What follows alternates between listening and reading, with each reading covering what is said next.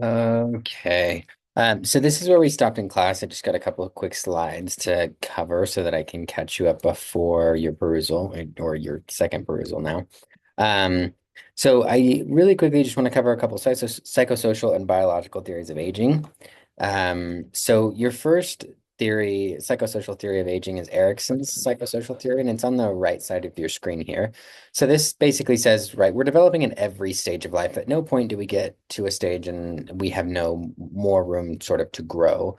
Um, and his theory is primarily sort of asking these questions. So you can age and you can either feel satisfaction and pride, or you can feel a lack of accomplishment. You can, and for the record, that's really more about perspective than about what you've done. It's about acknowledging the things that you did do rather than focusing on the things that you perhaps did not do. And then also dignity and acceptance versus frustration and denial. And this sort of plays into our next theory that's coming up as well. But trying to sort of deny the aging process and deny the fact that you are aging, um, versus accepting the fact that you're aging and that you're at a different stage in life than you've been at previously. And you can go one of those directions in healthy aging, right? We would hope to be in more the pride, satisfaction, and dignity acceptance side. The keys to being on those sides are close relationships, productivity with family and work, and then evaluation in the rearview mirror, right? So, like I was saying, looking back on your life and not necessarily at that point, right? You can't change what you have done. It's about having a healthy perspective on what you did accomplish. And that plays in a lot, I feel like, to the selective optimization with compensation theory, which is just the idea that as you age, you should optimize skills and talents, and you use those to sort of compensate for decrements, right? Some things will shift, um, right? We would typically expect that cognitive function is going to decline, right? But maybe you have put systems in place that allow you to better manage your time, or you've created resources that, for example, like as a professor, right? I think about we have a professor who's retiring this year, and she has created so much content for classes, for research, that she's not trying to create that content anymore. It's more about, hey, I've already developed these things. I've already developed these skills. I'm not looking to develop anymore. I'm looking to share the experience that I have. Um, and that makes up for a lot of um, the pieces that used to be critical at a younger age. And then the last one is the sociologic theory of aging, which really plays in more to this image on the far right-hand side. And I'm actually going to focus more on this image than I am on sort of these bullet points. You're welcome to glance over those. But basically, we've got, right, subjective and objective outcomes with aging, and we've got this biomedical aspect, and you've got psychosocial factors as well. So this is when, like in class, and a lot of you in your responses to, how you think about aging, talked about how there are these biological components of like functional capacity, right? Can I sit? Can I lift things? Can I call somebody, right? And so those are more, calling would be maybe more on the psychosocial factor side. But I think the last example I gave in class was about changes in type 2 muscle fibers, right? That simply does happen with aging, and we'll cover that a little later in this presentation. But those are biomedical versus psychosocial, right? We're looking about how do you connect with people?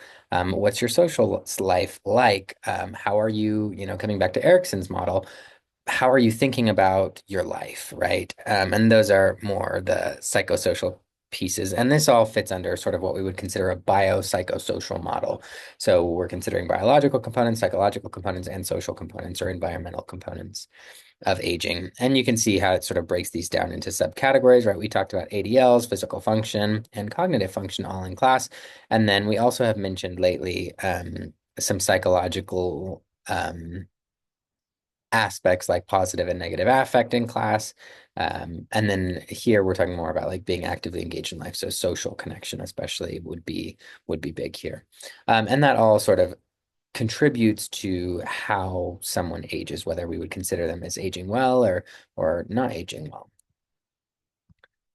Okay, so those are psychosocial models, right? And we did talk a little bit about biological, but I just wanted to introduce two theories around biological aging.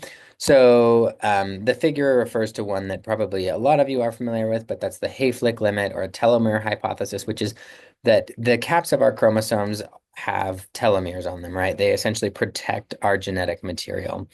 Um, and the idea is that at some point, those telomeres completely degrade, and then cell division can no longer happen, and you die, or those cells die, right? And then slowly we sort of just see this decay process happening. The other hypothesis, we could talk about that for a while. There's some interesting sort of social trends going on around the telomere hypothesis right now that I don't think have a lot of data to back them up, but I'm just not familiar enough with it to present that data to you here. So, but the other hypothesis is oxidative stress and cross-linking proteins or stiffness that's happening. So just for the record, right, the oxidative process is exactly what happens with when rust is developing on a car. The same thing happens in our bodies a lot of the time. So we have these reactive oxygen species, right? They're less stable molecules that do some damage, right? And so we do have endogenous antioxidants, right, that help limit the damage that reactive oxygen species can do. So some of the most common ones are superoxide dismutase and melatonin, both natural antioxidants. Oxide dismutase, we sometimes talk about also with relation to, especially with relation to healthy blood vessels.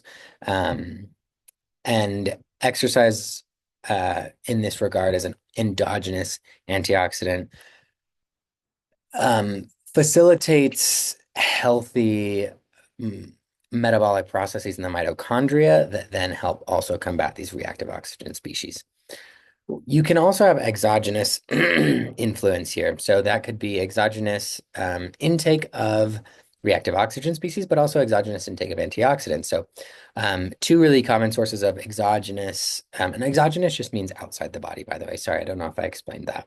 And endogenous would just be something that's inherently inside the body or produced inside the body.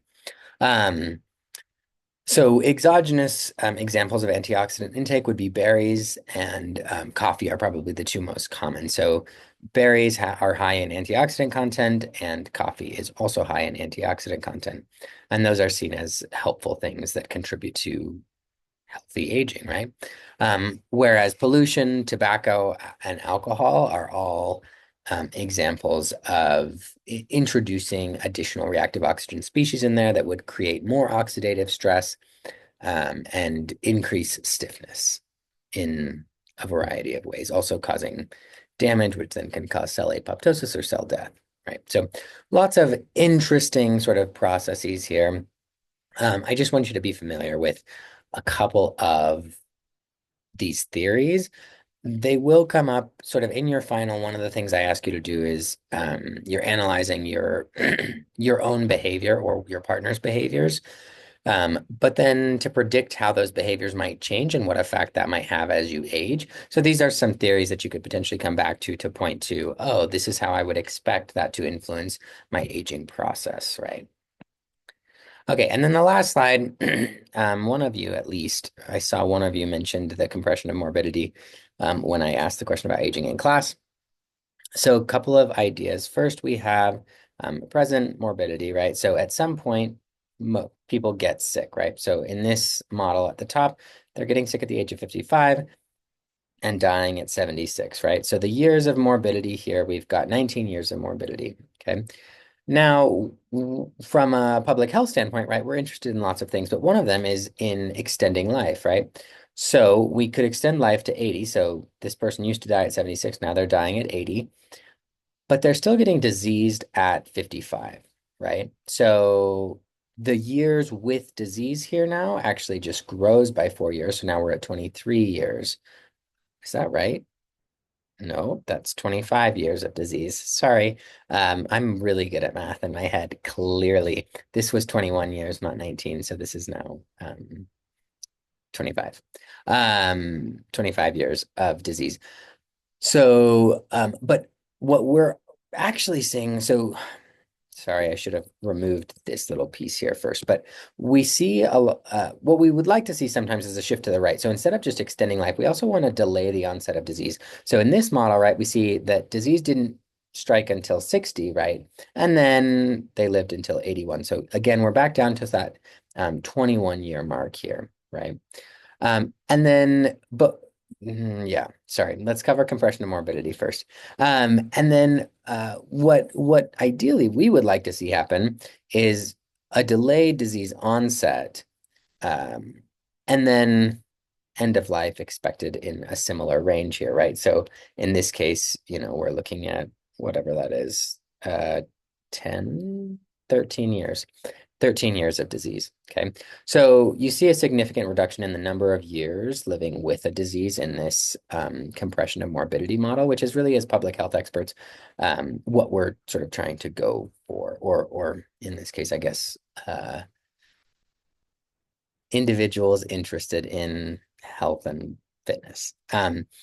What we are actually seeing a lot of the time, though, is this expansion of morbidity model where we have successfully increased life expectancy significantly over the last several decades, but we're actually seeing earlier onset of disease in addition to that extended life, right? So now we're just living with disease for much, much longer periods of time, which also has a cost, right? So, and we did talk about, right, Medicare and Social Security and how we're supporting older adults, right? But if older adults are getting sick earlier in their life, right, the cost of their care is going to go up just because it lasts for a much longer period of time. And our medical system likely won't be able to handle that long term. Okay, it's not sustainable. Okay, now I'm going to let you jump into the next video.